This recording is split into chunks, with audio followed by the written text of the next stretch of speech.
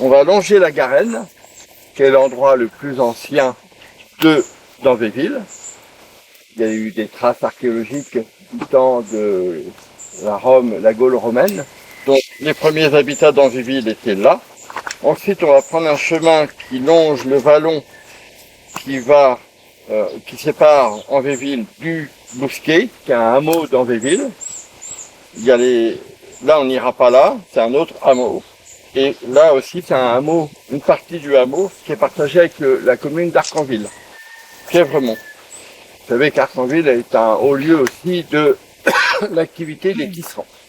Le bourg, il est là, et les fonds d'Anvéville sont là. Donc là, on va vers Auto-Saint-Sulpice. Donc on va faire ce circuit-là. Là, on va s'arrêter parce qu'il y a une belle représentation des verrines ici. Il y en aura une autre ici. Là, après, on va s'arrêter au séchoir. Donc je constitue l'histoire du séchoir. C'est un peu compliqué, parce qu'il y a des tas de choses qui se contredisent, y compris localement. Donc j'enquête sur l'origine de ce séchoir, qui est une petite merveille d'architecture vernaculaire, puisque probablement, enfin je vous raconterai à ce moment-là. Après on va aller dans cette petite impasse voir d'autres verrines. Là on va aller voir une maison chez Monsieur Leroy qui comporte au moins 18 verrines sur sa propre maison. C'est absolument incroyable. C'est des vestiges, hein, parce que vous savez, beaucoup de maisons ont été retapées, et puis on a supprimé les verrines. Hein. Mais eux, ici, et ici, ils ont conservé leurs verrines. Ensuite, on va longer la cavée. Donc elle est intéressante parce qu'on aura de l'ombre. Et ensuite, on reviendra ici. Donc ça fait à peu près 2 km, 2 km et demi. Donc, une balade tranquille. Voilà. Différentes couleurs du lin. On a les représentations habituelles. Le lin est bleu. Mais non. Le lin peut être rouge. Dans les parfums, on utilise le lin rouge à Grasse, à Cannes, dans les grands jardins, les grands fabricants de parfums. Vous trouverez des champs de lin rouge. Pour le jaune, c'est de l'agrément, c'est de l'ornement dans les plates-bandes. Donc celui-là, il y a certainement de la fibre, mais on ne l'utilise pas en tant que tel. Le lin blanc, c'était le lin de Riga, qui venait de Russie, de tous les pays baltes. Donc dans les années 1960-70, moi, quand j'ai traversé le pays de Côte jusqu'à Étouteville ou jusqu'à Grémontville, les champs de lin étaient blancs. Ah oui. Voilà. Donc, on a quitté le lin blanc pour le lin bleu, qui était plus adapté et plus rentable économiquement. Donc, on a choisi le lin plutôt de Hollande, qui était bleu. Et on sait bien les rapports qui existaient entre la Belgique, les Flandres et le Péco, que simplement je voulais vous rappeler que s'il y a du lin ici, ça date du pays, ça date d'avant la Gaule romaine. C'est-à-dire qu'avant la Gaule romaine, les Calettes, les Cauchois, enfin les Cauchois viennent des Calettes, donc les Calettes étaient un peuple de la Gaule belge. Donc en fait, le lien entre le Pays de Caux et la Belgique est aussi vieux que cela. Donc pourquoi les Belges sont revenus après la guerre 14-18 s'installer, prendre des fermes et cultiver du lin? Mais il est évident que ça tient au fait que la Belgique et les Pays de Caux ont des rapports très lointains et qui ont été entretenus, plus ou moins entretenus. Entre-temps, les Espagnols sont venus en Belgique. Enfin bref, la Belgique a connu beaucoup d'invasions et d'affres et d'aléas à cause de ça. Mais pour autant, pour le lin, c'était les mêmes peuples qui cultivaient le lin.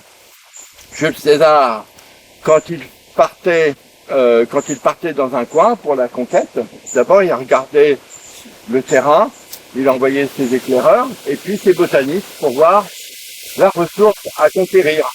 Donc quand il a choisi de venir par ici, c'était pour le lin. Et le lin, c'était les toiles, c'était les voiles, c'était beaucoup d'usages que lui ne pouvait pas toujours faire en Italie. Donc, il préférait user les terres Peyco, qui étaient si riches qu'elles le sont encore un peu.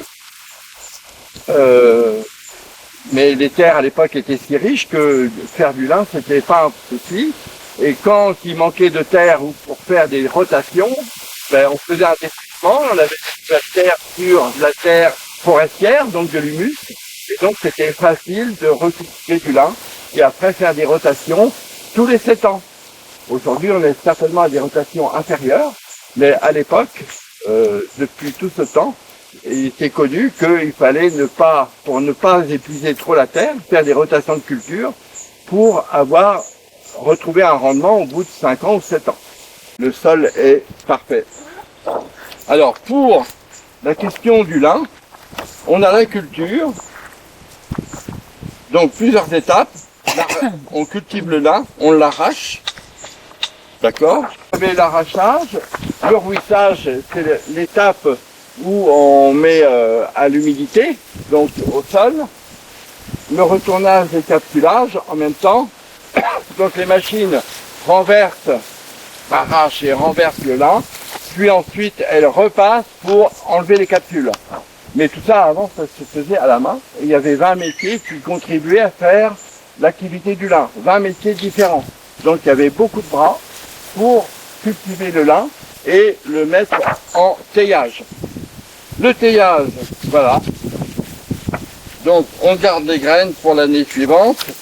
Là vous avez les touffes. Vous savez, les plombiers utilisaient les touffes pour améliorer les joints des robinetteries. Donc tout sert dans le lin. Le lin taillé évidemment qui va faire le fil. Après vous avez l'ana qui sert dans les agglomérés de bois panolin par exemple. Les poudres et les graines. Alors il faut savoir qu'en même temps, le lin peut servir à faire du tourteau. Donc le broyage après l'huile, on gardait ce broyé et on l'agglomérait en tourteau qu'on donnait à manger aux animaux.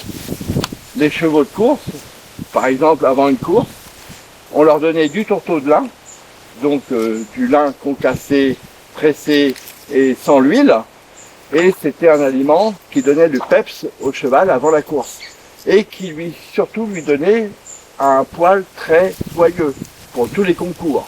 Donc c'était un savoir local à propos du lin. Après il y avait le peignage, ensuite vous aviez la filature et le tissage. Donc ici on est dans une terre où on cultivait le lin. Alors il y a eu la concurrence évidemment du coton au 19e siècle, mais le lin a continué d'être en activité à Angéville jusque dans les années 1870. Alors avec des hauts et des bas depuis Napoléon, un peu maintenu, et qui a repris surtout au XXe siècle avec les Belges, l'arrivée des Belges, qui ont redynamisé la culture du lin. Mais tout le XIXe siècle, même s'il y avait le coton qui prenait vraiment de la place et de l'importance par rapport à la filature et par rapport au tissage, parce que le coton était moins cher, pourquoi il était moins cher? Parce que c'était les esclaves qui le récoltaient, donc effectivement le faisant venir, ils avaient moins de, voilà, ça faisait travailler moins de bras. Alors que ici au lin, il fallait beaucoup de bras pour travailler le lin. Donc en fait le lin ici, il servait surtout pour il servait pour des fabriques rouennaises, bien sûr, donc il y avait des manufactures, travail à domicile, qui envoyaient leurs travaux. Ici c'était un centre de collectage des travaux, donc des toiles et toutes sortes de confections. Et ensuite ça partait à Deauville, et de Deauville ça partait à Rouen. Mais c'était la même chose autour d'Yvetot, où ça partait d'Yvetot, c'était un grand centre, Yvetot, Bolbec, Luneray, Et donc après, ça partait toujours à Rouen. Puisque si vous connaissez Rouen, vous connaissez la halle aux toiles. Et donc la halle aux toiles était la deuxième place de France pour le commerce et l'acheminement du lin, une fois qu'il était travaillé dans les campagnes. Donc ça a duré des années du XVIIe siècle jusqu'au milieu, on va dire, du XIXe. Donc pendant 2 siècles, on a connu une activité de travail à domicile dans les maisons où il y avait un métier à tisser, voire 2. Les femmes étaient à la fois bobineuses, et, les femmes travaillaient avec leurs enfants. Donc en fait, le tisserand, même s'ils gagnaient bien leur vie, ils n'avaient pas le temps de dépenser leur argent parce qu'ils passaient leur temps autour du lin. Et puis l'été, ils prenaient leurs vacances en travaillant dans les fermes. Donc il y avait une concurrence énorme entre le travail dans les villages comme ici, une grande concurrence entre l'activité des tisserands et l'activité des fermes. Donc à un moment donné, c'était même compliqué de faire de l'agriculture autrement que du lin. Parce qu'il fallait filer le lin, il fallait le tisser, il fallait fabriquer toutes les toiles.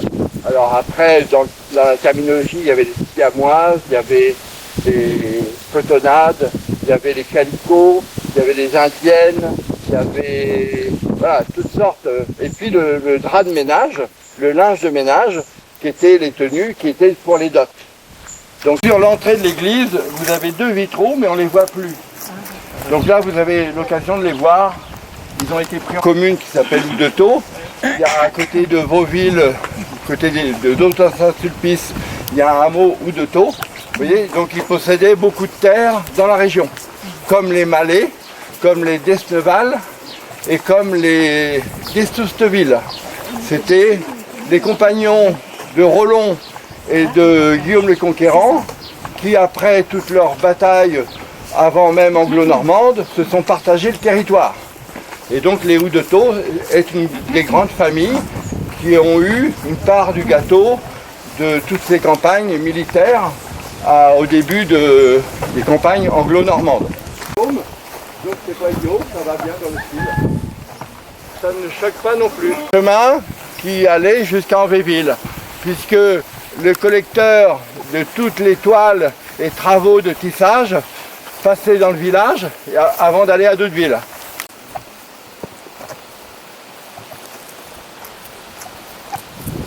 Ils ont mis la fenêtre derrière, vous pouvez continuer. Hein. C'était entre chaque poutre. Alors pourquoi entre chaque poutre? Les vitres étaient tenues jadis par du torchis, donc le verre était mis derrière la poutre. Alors ça permettait d'avoir des petites fenêtres pour ne pas blanchir, ne pas jaunir le fil de lin, puisqu'on l'avait blanchi. Ça servait à quoi de le jaunir au soleil? Et ça gardait le frais, donc une certaine humidité pour la plasticité du fil de lin qu'on a besoin. Il a toujours besoin un peu d'eau, le fil de lin, même quand il est en fil. Donc il y avait 2 raisons. Et la 3e raison, elle était un peu pécuniaire, c'est-à-dire qu'il n'y avait pas de taxe quand on mettait un carreau entre 2 poutres. Ah. Donc c'était une astuce de Cauchois. Les Cauchois ont beaucoup d'astuces. Hein, et ça, c'en est une des preuves. Alors aujourd'hui, mettre la fenêtre derrière, il n'y a pas de fenêtre, mais vous avez le jour. Vous voyez les lattes, elles sont orientables. Donc il y avait des cordes qui faisaient fonction pour orienter les lamelles, les lattes de bois, pour passer plus ou moins d'air. Donc pour les séchoirs, après je vais vous dire la complication du modèle du séchoir, mais pour l'instant, ce qu'il faut savoir, ils avaient besoin donc d'un grand volume, ils avaient besoin de beaucoup d'aération. Ils ne pouvaient pas toujours sécher l'été parce qu'il pouvait y avoir des orages, etc. Donc la stabilité pour faire sécher les écheveaux de lin ou de coton, c'était de les mettre à l'abri. La ventilation, une certaine chaleur parfois. Donc la chaleur pouvait aussi permettre de finir les séchages à l'automne. selon les années. Alors il faut savoir que ça prenait 4 mois, donc ça commençait au mois de juin, ça finissait quasiment en septembre-octobre. Donc c'était la période assez courte pour le séchage, sachant que en Hollande, ils séchaient dehors pendant 6 mois, toujours avec la cendre de hêtre comme lessive, d'accord? Les premières, c'était surtout horizontales. Voilà. Et le tisserand était juste devant la fenêtre, devant la source de lumière, vous voyez. Là, encore, on avait une fenêtre un peu plus confortable. Là, ce sont des dentelles de lin du Pays de Caux, faites par toutes les femmes de pêcheurs le long de la côte, du Havre jusqu'à Dieppe. Il y avait 80 000 dentelières dans le Pays de Caux au XVIIIe siècle. Vous imaginez, et faisaient la barbe des coiffes normandes, cauchoises. Là, je vous ai parlé tout à l'heure du fil de chêne. Elle passe, elle repasse sur la trame qui est bleue et qui est solide, puisque la plupart du temps, c'était du lin. Alors, il y a un débat, enfin, j'ai ouvert un débat, parce que en enquêtant sur ce séchoir, les gens, au départ, ils pensaient que c'était un séchoir à tabac. Donc, je leur ai montré que c'était pas possible, puisque en Seine-Maritime, on ne cultivait pas le tabac. Il y avait 26 départements français qui faisaient la culture du tabac, donc qui les mettaient au séchage, mais pas en Normandie, ni en Seine-Maritime, pour les suspendre, pour qu'ils sèchent. Donc la teinture, pareil, du lin, elle se faisait également par écheveau. Mais il ne bougeait jamais le lin, parce que s'il bougeait le lin, la couleur pouvait se diffuser un peu bizarrement. Donc la seule manière de faire, c'était de mettre dans le bouillon de cendre de hêtre, immergé, avec des draps dessus ou des sacs par-dessus pour plomber toujours les chevaux, qui était une masse. Hein. Et à compter de ça, après il le rinçait, il le remettait donc en Bretagne c'était des cuves en pierre, donc c'était creusé dans la pierre. Et après, les écheveaux, ils étaient tendus, ils étaient accrochés à partir de ces barres. Et puis là, vous avez un séchoir à lin industriel. Et donc, ça date, les premiers séchoirs à lin constatés datent de 1678 en Alsace.